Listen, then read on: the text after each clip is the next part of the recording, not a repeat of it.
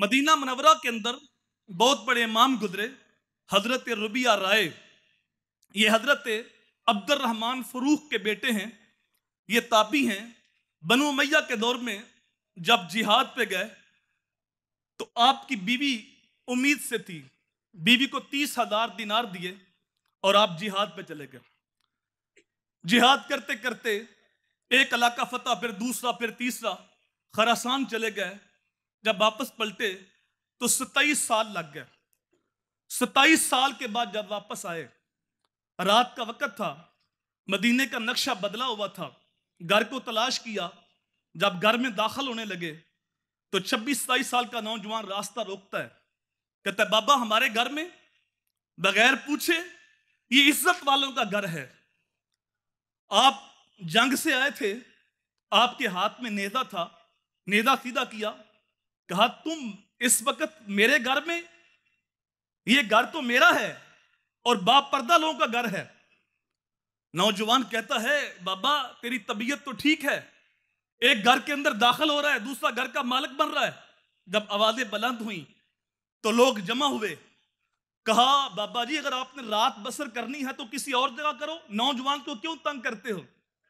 हजरत Abdurrahman Farrukh बोले ये घर मेरा है, मैं मुसाफिर नहीं हूं, मैं जिहाद पे गया था, 27 साल के बाद वापस पलटा हूं और मेरा नाम अब्दुर्रहमान फरूख है।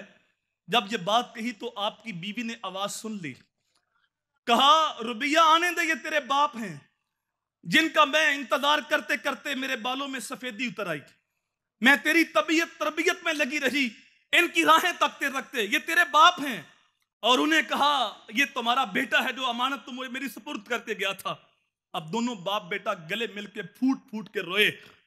रात का वक्त था, बैठे बातचीत हुई तो आपने पूछा मैं जब गया था तो आपको 30,000 दिनार दिए थे, वो कहां हैं। तो आपकी बीवी ने कहा मैंने संभाले हुए हैं, कल बताऊंगी। जब सुबह की नमाज के लिए उठे तो पूछा रुबिया कहां है। कहा वो तो हर रोज फजर की अजान से पहले ही मस्जिद में चला जाता है। जब आप मस्जिद नबी में पहुंचे तो फजर की जमात हो चुकी थी। जिन लोगों ने मस्जिद नबी की ज़ियारत की है इस बात को बखूबी जानते हैं कि मस्जिद नबी की तो शाम बनारस की सुबह से हसीन होती है, लेकिन जब सुबह का वक्त होता है तो खास नूर की चादर तनी होती है, अनवार की बारिश हो रही होती है। इस माहौल में जब फजर की नमाज अदा की, हजूर की बारगाह में सलाम पेश किया, क्या देखा मस्जिद नबी के अंदर एक हजूम आशिका है, एक नौजवान आलिम दीन अल्लाह के रसूल की हदीस पढ़ा रहा है।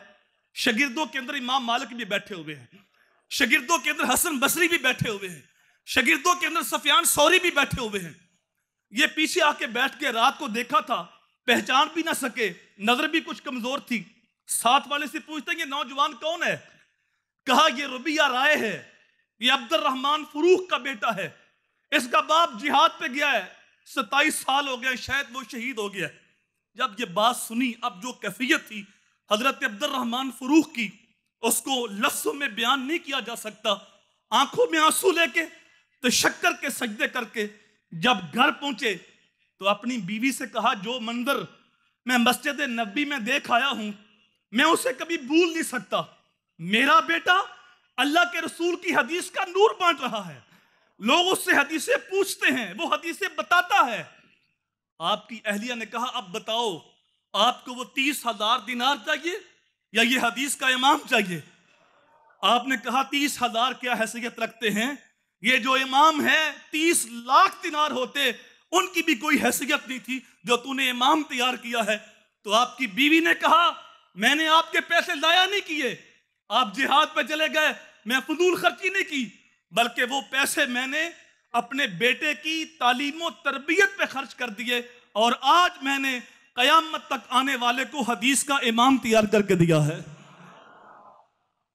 अब दोनों मियां बीवी तशक्कर के आंसू लेकर अल्लाह का शुक्र अदा कर रहे हैं। जब माएँ ऐसी होती हैं साहब तो फिर बेटे ऐसे पैदा होते हैं जो जमाने को रोशनियां बांटते हैं, जमाने को खैर देते हैं।